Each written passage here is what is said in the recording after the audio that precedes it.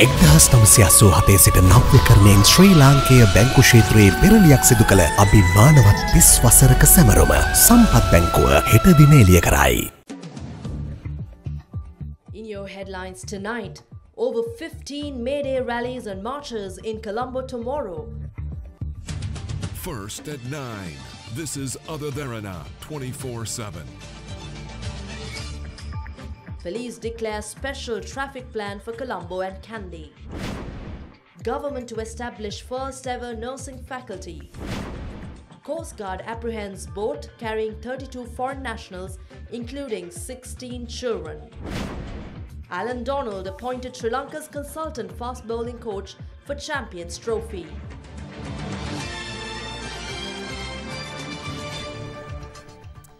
Good evening, this is your news at 9 and I'm Indivari Amwat. We take a look at your top story making news tonight. The working class across the globe are gearing to celebrate the International Workers' Day, or most commonly known as the May Day in Sri Lanka. Political parties in Sri Lanka too are busy making preparations for the day.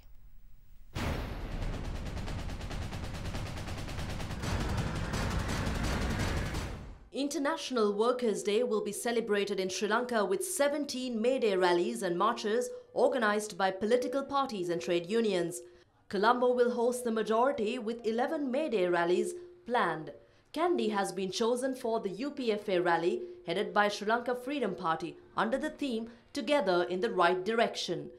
Today, several politicians including SLFP General Secretary Minister Duminda Disanayake engaged in an observational tour at the Gatabe grounds, which is the venue of the UPFA's main May Day rally.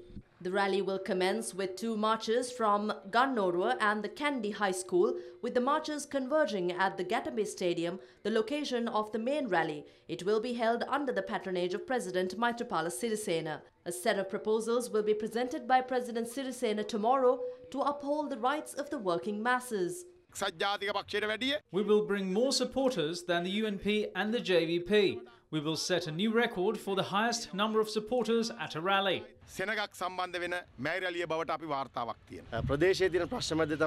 We are holding this rally in Kandy to honour the people here. Who's actually trying to divide the party? A true member of SLFP will never leave the party. But some members of the SLFP are using their fame to deceive our members. Meanwhile, May Day rally of the winning masses will be the theme of the UNP's main rally organised at Campbell Park in Borella under the patronage of Prime Minister Ranil Wickremesinghe. The UNP will commence its march from Maligawatta at 2 p.m. tomorrow. A resolution consisting of 6 recommendations pertaining to the welfare of the working class will be presented by the party tomorrow. They will also hold a progress review on the party's success in realising promises made to the working class last year. Political parties are using the Workers' Day to prove their power to everyone. However, as a party, we will take measures to uphold the dignity of the workers. Our next step is to focus on how we can give better employment opportunities to the youth and workers. We are ready to change, and we are also ready to bring change for the people of the nation. Former President Mahinda Rajapaksa will preside over the May Day rally of the joint opposition tomorrow, which will be held in Colombo. The rally to be held on the theme Struggling to Safeguard the Working Class, Farming Community and the Motherland will consist of 2 marches commencing from Slave Island and Union Place at 12:30 p.m. Pledging their support, several political parties including the Lanka Samasamaja Party, Pivituru Helorume, National Freedom Front and Sri Lanka Podujana Peramuna will join the rally by the joint opposition. We are holding the rally with numerous challenges. The UNP and the Government of Good Governance is more focused on how we are organising the rally than focusing on their own rally.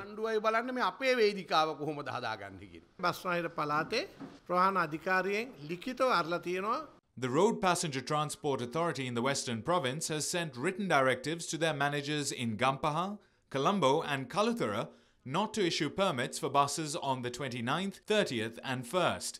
It also says that if they are to issue permits, then the approval of the Deputy General Manager must be sought. This has never happened before. But if officials of the Transport Authority take action to stop the buses being deployed tomorrow, we can't guarantee what might happen to them. එයාට මොන වගේ දේවල් වලට මුහුණ පාන්න සිද්ධ වෙයිද කියලා අපි දන්නේ නැහැ. The Janatha Vimukti Penamuna's rally will be held under the patronage of its leader, parliamentarian Anura Kumara Dissanayake, at the BRC ground in Havelock Park. The rally will be held under the theme Red May Day Rally to empower people for economic development, social justice and national unity. Meanwhile, the maiden May Day Rally of Jatika Helorume will be organised along the Dharmaraja Mavata in Colombo under the patronage of Minister of Megapolis and Western Development, Partly Champika Ranavaka. 1,500 porters from PETA will be awarded life insurances at the main event tomorrow. To what extent will celebrations of International Workers' Day in Sri Lanka reflect the true sentiments of the working class? Ahead of the countrywide celebrations tomorrow, we spoke to experts to obtain their views on the approach to May Day. The social, economic, political, cultural and moral difficulties confronting the working class is enormous. Whatever the political party it may be, our politicians are not that close to the people, but the 1st May, the International Labour Day, is considered a day for them to demonstrate and display their capacities to the already misled ordinary people of the land, irrespective of the political parties that we talk about. Generally, I would say yes, what's happening in Sri Lanka is in keeping with what's happening in the rest of the world, and that is in keeping with what most of the trade unions think should be done on May Day, because they're concerned about government policies all over the world. So they try to make input by participating in May Day, supporting political parties, because trade unions cannot follow government. Therefore, they tend to line up with whatever party or political leader they think is representing their interest at the moment. During the JVP May Day rally in Jaffna today, MP Sunil Handunnethi challenged other political parties to bring together a strong May Day rally in Jaffna. The May Day march by the JVP, which was specifically organised for the people of the northern province, commenced from the railway station in Jaffna today. The march concluded with the main rally held at the Mutruveli grounds. We have taken the first step to show our bond and how peaceful we are to the capitalist class by overcoming their plan to divide the Sinhalese and Tamils. We are challenging the Prime Minister, the President and Mr. Vigneswaran to bring together a rally as strong as this one in Jaffna. But they can't do that. We started small, but we will finish what we started by creating a path to establish a new government and a society.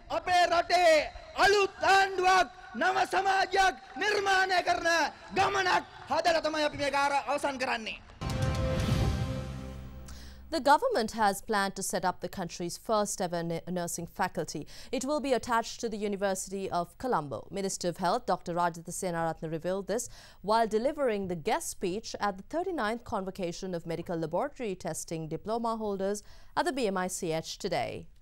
144 students from laboratory testing schools in Colombo, Kaluthara and Peradeniya were conferred diplomas at the convocation. As the Minister of Health, now I have got the money to open the first faculty of nursing under University of Colombo. Next month, with the President, I will be laying the foundation stone for 19-storied faculty for nursing and 13-storied hostel facility for them. Actually now, with Ravi Kumadesh, we are going to start the next one is the other allied sciences. For MLTs, radiotherapy, physiotherapy and all those things. And pharmacy, that is I have already discussed with the Vice Chancellor of Jayawardenepura University and he agreed and the UGC both agreed and where you all can become the graduates. And I must tell that in the Faculty of Nursing, we will be producing 2,000 nurses, a very big faculty. Following recent speculation on Minister Field Marshal Saad Fonseca's new responsibility, media could not steer clear of the matter as they confronted the minister for further clarification. Responding to media questions following an event in Paliagoda today, the minister made evident the possibility of him shouldering the responsibility of uninterrupted essential services should not be limited to speculation. As soon as cabinet discussion was over, the Prime Minister requested that I hold discussions with Minister Sagala Ratnayaka. This is not a joke. If the matter is taken as a joke, the consequences too will be in a similar vein. If a thought is inspired, it should not be limited to talk so it could later be forgotten.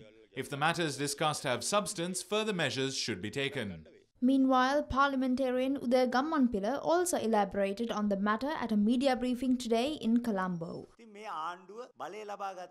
Claims of Sarath Fonseca giving leadership to an oppressive junta is yet another example of the government's deceptive practices. Minister Fonseca, who is awaiting to wield power, says he is willing to accept the position. The president is silent on the issue. One of the representatives of the president, Minister Rajitha Senaratne, said the matter was taken up and measures will be taken accordingly. Minister John Seniratne meanwhile denies the claims, with Minister S.B. Dissanayake saying it was a joke by the president. If the president were to give Minister Fonseca the chance to command the army, the president will never get the opportunity to do so himself.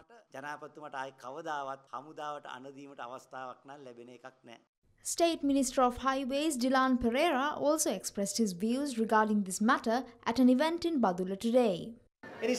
Politics and military administration are two different entities. That is why the president cracked a joke to Sarath Fonseca during a recent cabinet meeting, saying it is better to vacate politics and make the move to the army. The president knows military personnel cannot excel in politics. This is common to both Sarath Fonseca and Gotabaya Rajapaksa and for all military personnel. When they're in the army, they excel, but when they come into politics, they fail. Therefore, we have to accept what we can do and refrain from infringing on things we cannot. Sri Lanka Coast Guard today apprehended a boat carrying 32 illegal immigrants, including 30 Myanmar nationals and 2 Indian nationals in northern Sri Lankan waters. Speaking to Ada Derana, Navy spokesperson Lieutenant Commander Chaminda Walakuluge said 16 children, including a 15-day-old infant and a toddler of 4 months, were also among the arrested. This morning around 10 a.m., Sri Lankan Coast Guard patrol craft attached to the Northern Naval Command had detected a suspicious boat movement towards Sri Lankan territorial waters, approximately 12 nautical miles off of Kankasanpure. So on detecting this craft, the Coast Guard vessel has approached the suspicious boat and found that there were a large number of people on board. The Navy further identified that this boat, the people on board were illegal immigrants from India, and they were apprehended, the boat and the people, and they were brought to the Kankasanpure harbour for further investigations. So while conducting our preliminary investigations, we found out that on board there were 2 Indian nationals. In addition, there were 14 Myanmar nationals also and 7 women. Further investigations revealed that these Myanmar nationals were Muslims and had sought refuge in India 4 years earlier due to this religious conflict. And we have also informed the Immigration Department in this regard.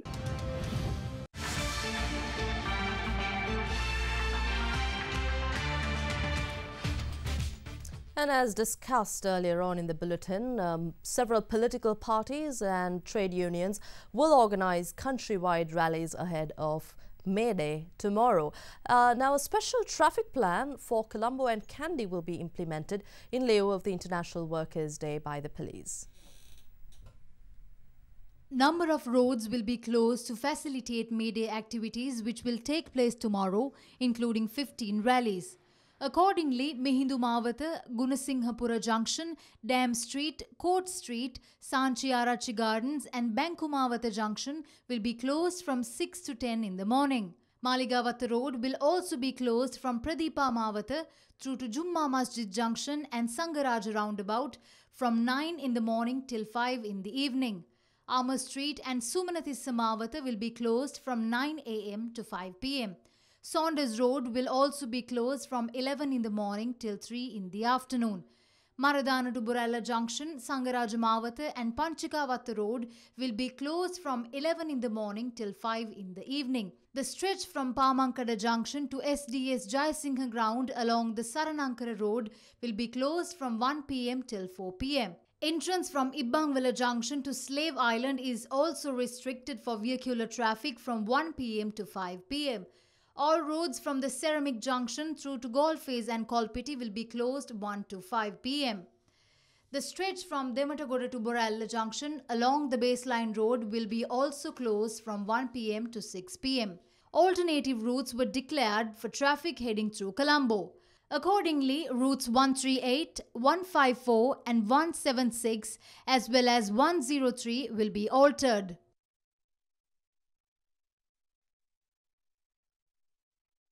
Police states all vehicular traffic entering Colombo via the Kandy Road and the expressway can reach Petta through Bandaranaike Roundabout, Ingurukade Junction, Sirimavu Bandaranaike Roundabout and Armour Street Junction as well as through the Armour Street Central Road.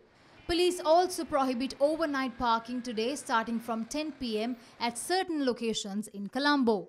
Alternative routes were also introduced for vehicular traffic heading to Kandy from Colombo. 2 hotlines have also been introduced for the public to seek assistance during any emergency.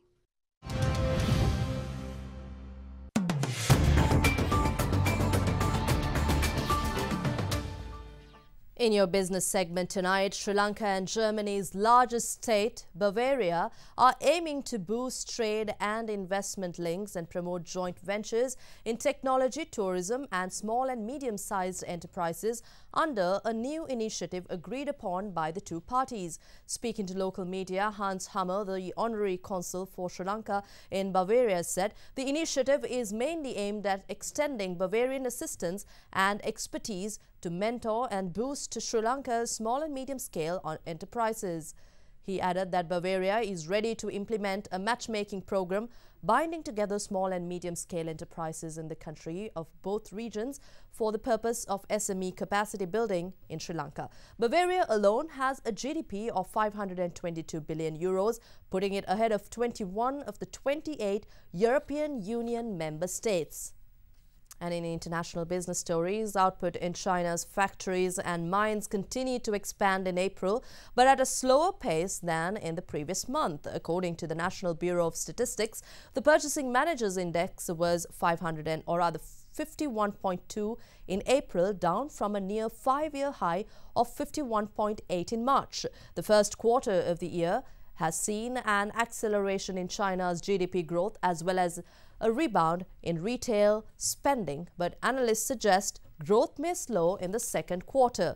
Robust trade data has also helped ease concerns about the strength of the economy following last year's slowdown.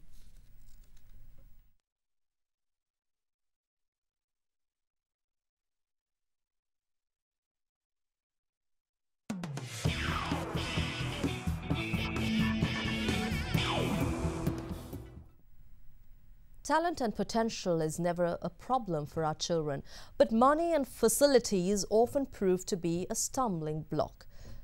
We bring you the story of the 2016 Taekwondo champions from Nildandahin who have no basic facilities to fulfill their dream of conquering the world.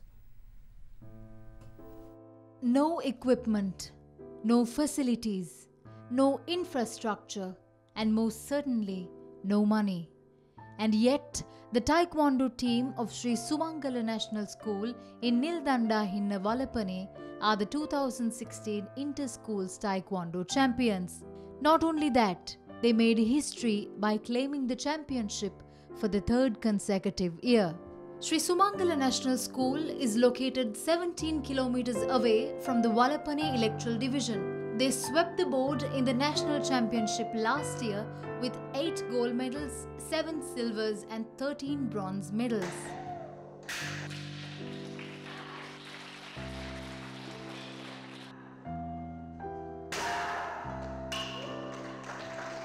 The win is even more commendable as the Taekwondo team of Sri Sumangala achieved this feat facing various difficulties along the way.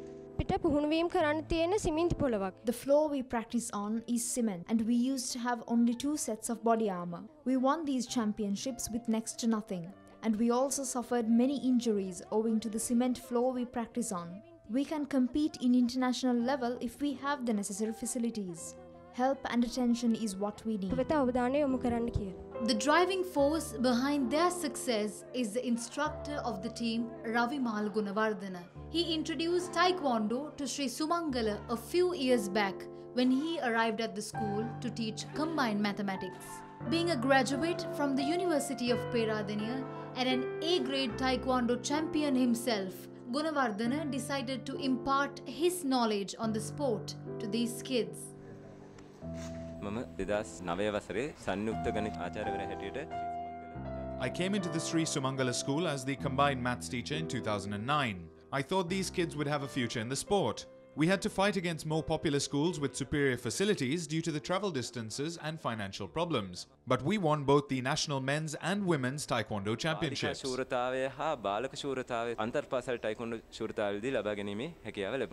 These quiet living conditions with cracked walls and meager beddings is what Madhushika Geeta Kumari, who is also the under-16 national Taekwondo champion, calls home. The will to strive for a better life has given her the steely determination which won her the championship.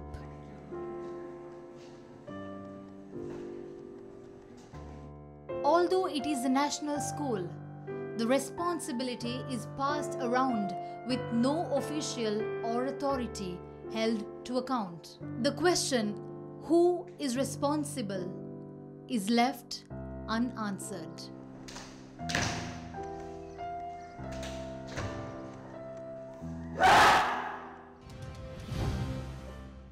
And in your headline-making sports story tonight, former South African fast bowler Alan Donald has been appointed consultant fast bowling coach of the Sri Lankan national team for the ICC Champions Trophy 2017.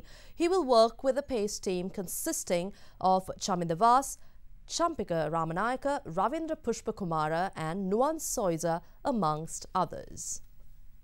The South African has been released for a 2-month stint with SLC by Kent, where he is slated to take up the post of assistant coach. Donald arrives in Sri Lanka tomorrow and will join the team in their residential training at Pallekele International Stadium, where they will be undergoing a high-intensity training and conditioning program from the 9th of May. Alan Donald was the first South African to take 300 test wickets for his country, and with 272 wickets in one-day internationals at an average of 21, is considered one of the finest fast bowlers to have graced the game. And wild elephants had broken into the Suryaveva Mahinda Rajapaksa International Cricket Stadium premises last night. Locals say the stadium is left unguarded at night and more damage could be expected if it remains unattended. Built in 2009, the Suryaveva Mahinda Rajapaksa International Cricket Stadium is one of the 4 major cricket stadiums in the country, which are equipped to host day-night matches. This stadium has hosted the Cricket World Cup in 2011 as well as the 2012 T20 World Cup. Suryaveva hosted its last international match in July 2015, an ODI between Sri Lanka and Pakistan. Although the army had been assigned to guard the stadium staff say the army personnel was removed from duty about a month ago. Locals say that although a new team of officials was assigned for the upkeep of the stadium, they work only during the day. They warned that unless proper security is provided to the stadium, elephants may break into the stadium itself and leave behind untold damage. This stadium has been built with the taxpayers' money. The government must protect it. Sri Lanka cricket must look into this issue. All we ask is for the armed forces to be deployed once more to protect this stadium. And Maria Sharapova crashed out of the Stuttgart Open semi-final yesterday when a final appearance would have seen her secure a spot in the French Open qualifying draw. Current men's world number 1 Andy Murray also exited at the semi-finals in Barcelona, with Dominic Thiem joining Rafael Nadal in tonight's final. Former world number 1 Maria Sharapova will now need to rely on another wildcard if she is to compete in Roland Garros. After Sharapova took a 6-3 2-love lead in the match, her opponent Kristina Mladenovic fought back to take the second set 7-5 and the third 6-4.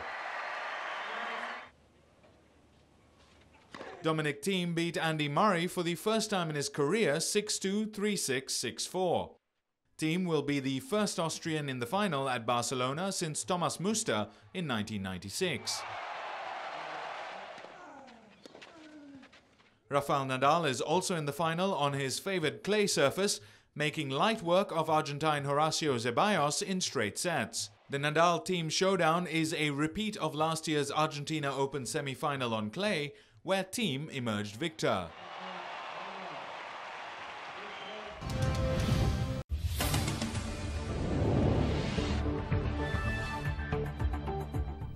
In your world tonight, Norway has been exemplified by Pope Francis as an international mediator to resolve the rising tensions between North Korea and Washington to avert the risk of nuclear devastation. The Pope's comments yesterday followed the ballistic missile test by North Korea. Speaking to media aboard a departing flight following his visit to Egypt, Pope Francis called on the United Nations to assume more leadership over the issue. It seems the issue has heated up too much. A widened war would destroy a good part of humanity. I think the United Nations have the duty to resume their leadership because it has become too watered down. There are mediators like Norway, for example. Norway is always ready to help. The path is that of negotiations and diplomatic solutions. The Turkish government has sacked almost 4,000 public officials in a crackdown implied to be related to a failed coup against President Tayyip Erdogan last July.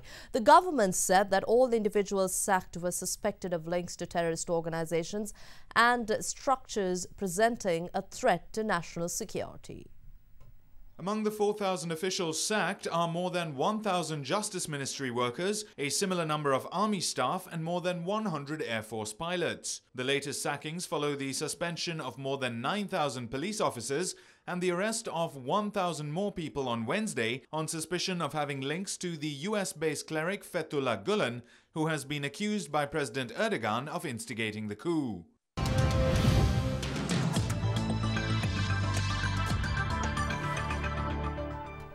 On to your weather forecast for tomorrow now. Afternoon thunder showers are likely to enhance during the next few days. Showers or thunder showers will occur at several places in most provinces of the island during afternoon hours. There also may be temporarily localized strong winds during thunder showers. With that, we take a look at the city-by-city weather forecast for the next 24 hours.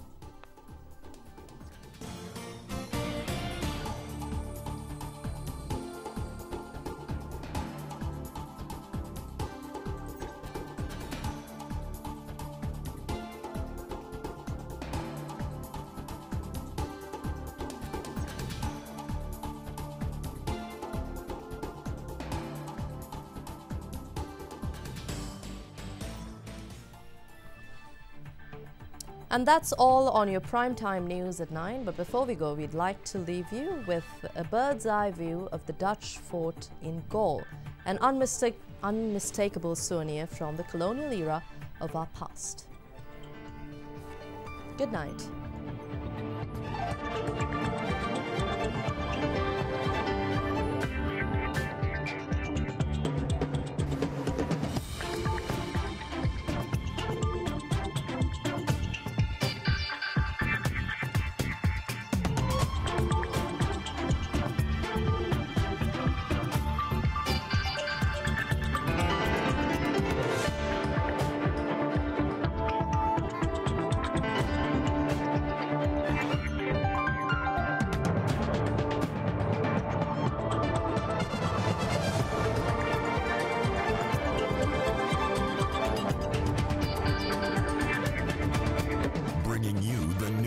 Information 24 hours a day.